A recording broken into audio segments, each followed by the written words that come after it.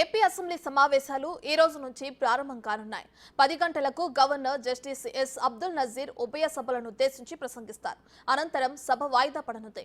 Governor ప్రసంగంపై రేపు సమావేశాల్లో చర్చిస్తారు. అసెంబ్లీ సమావేశాలు ఎన్ని రోజులు నిర్వహించాలి, ఏ అంశాలు చర్చించాలనే దానిపై స్పీకర్ అయ్యన్న పాత్రుడి అధ్యక్షతన శాసనసభ వ్యవహారాల సలహా కమిటీ సమావేశం జరగనుంది.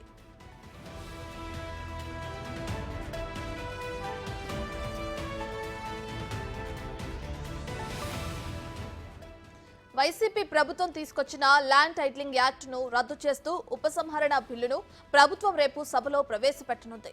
గత ప్రభుత్వ హయాంలో రాష్ట్రంలో శాంతి భద్రతలు, ఎక్సైజ్ విధానం, రాష్ట్రం అప్పులు, ఆర్థిక స్థితికి సంబంధించి శ్వేతపత్రాలను విడుదల చేయనుంది. వీటిపై సభ్యులు చర్చించే అవకాశం ఉంది.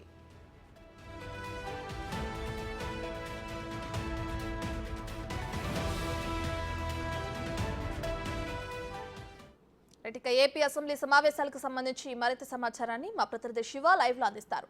రైట్ శివ, ఏపీ అసెంబ్లీ సమావేశాల్లో ఏ విషయాల గురించి చర్చించే అవకాశం ఉంది? రైట్ రత్న, మొత్తం మీద చూసుకుంటే ఆంధ్రప్రదేశ్ శాసనసభ సమావేశాలు మరికొద్దిసేపట్లోనే ప్రారంభం కాబోతున్నాయి. ఈ రోజు ఉదయం 10 గంటలకు ప్రారంభం కాబోతున్న ఏపీ అసెంబ్లీ సమావేశాలు ముందుగా గవర్నర్ ప్రసంగం ఇరు సభలను ఉద్దేశించి, ఇటు శాసనసభ ఇటు శాసన మండలి రెండు సభలను ఉద్దేశించి కూడా గవర్నర్ అబ్దుల్ నజీర్ తన ప్రసంగాన్ని ప్రవేశపెట్టబోతున్నారు. గత ప్రభుత్వం చేసిన తప్పిదాలు, ఈ ప్రభుత్వం చేయబోతున్న అభివృద్ధి సంక్షేమ కార్యక్రమాలకు సంబంధించి ఏ రకంగా ముందుకు వెళ్ళబోతున్నాం అనే దానికి సంబంధించి కూడా గవర్నర్ తన ప్రసంగంలో తెలపబోతున్నారు. దాంతోపాటుగా ఈరోజు శాసనసభకు వచ్చేందుకు కూడా తెలుగుదేశం పార్టీ నేతలంతా కూడా ఎల్లో షర్ట్స్ వేసుకొని సైకిల్ సింబల్ ఉన్న కండవా వేసుకొని రావాలని చెప్పి కూడా టీడీపీ ఎల్పీ స్పష్టమైన ఆదేశాలు జారీ చేసింది. 8:30కి వెంకటపాలెంలో ఎన్టీఆర్ విగ్రహానికి నివాళులర్పించి అక్కడి నుంచి అసెంబ్లీకి 9:30 కల్లా కూడా టీడీపీ ఎమ్మెల్యేలు చేరుకునే అవకాశం కనిపిస్తోంది. మరొక వైపు వైఎస్ఆర్సీపీ నేతలు కూడా మాజీ ముఖ్యమంత్రి జగన్మోహన్ రెడ్డి నివాసం వద్ద నుంచి కూడా ఆ పార్టీకి సంబంధించిన ఎమ్మెల్సీలు ఎమ్మెల్యేలు కూడా కలిసి శాసనసభకి 9:30 సమయంలో బయలుదేరే అవకాశం కనిపిస్తూ ఉంది. అక్కడి నుంచి కూడా వారు ఏదైతే మీడియా ఒక పాయింట్ ఉందో, ధర్నా పాయింట్, అక్కడి నుంచి కూడా ర్యాలీగా అసెంబ్లీకి రావాలని చెప్పి వైఎస్ఆర్సీపీ నిర్ణయం తీసుకున్నారు. గవర్నర్ ప్రసంగం సమయంలో కూడా పూర్తి స్థాయిలో ఏదైతే రాష్ట్రంలో శాంతి భద్రత విషయంలో లా అండ్ ఆర్డర్ ఇష్యూపై స్పష్టమైన ప్రకటన చేయాలని చెప్పి డిమాండ్ చేసే అవకాశం కనిపిస్తూ ఉంది. వైఎస్ఆర్సీపీ నేతలు కార్యకర్తలపై జరుగుతున్న దాడులకు సంబంధించి గవర్నర్ ప్రసంగంలో కనుక వివరణ లేకపోతే ఖచ్చితంగా గవర్నర్ ప్రసంగాన్ని అడ్డుకొని నిరసనలు తెలియజేయాలని చెప్పి కూడా వైఎస్ఆర్సీపీ నిర్ణయం తీసుకుంది. దానిలో భాగంగానే ఈరోజు కూడా ఇప్పటికే శాంతి భద్రతల విషయంలో కూడా అవసరమైతే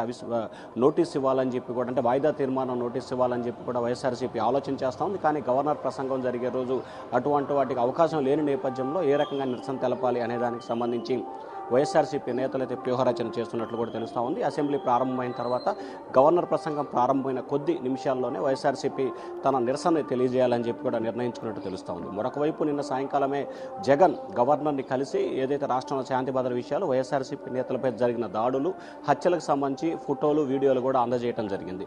సో ఈయన అసెంబ్లీ సమావేశాలు 10 గంటలకు ప్రారంభమవుతాయి. ఆ తర్వాత అసెంబ్లీ సమావేశాల గవర్నర్ ప్రసంగం, ఆ తర్వాత 11:30, 12 గంటల సమయంలో కూడా బీఎస్సీ సమావేశం జరుగుతుంది.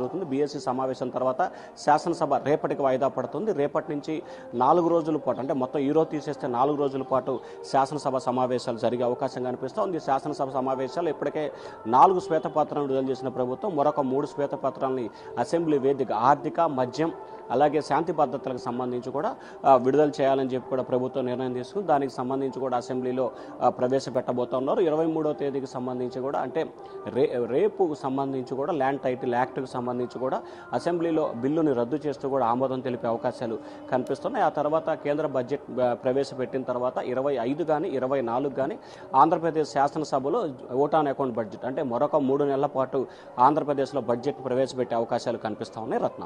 Right, thank you Shiva.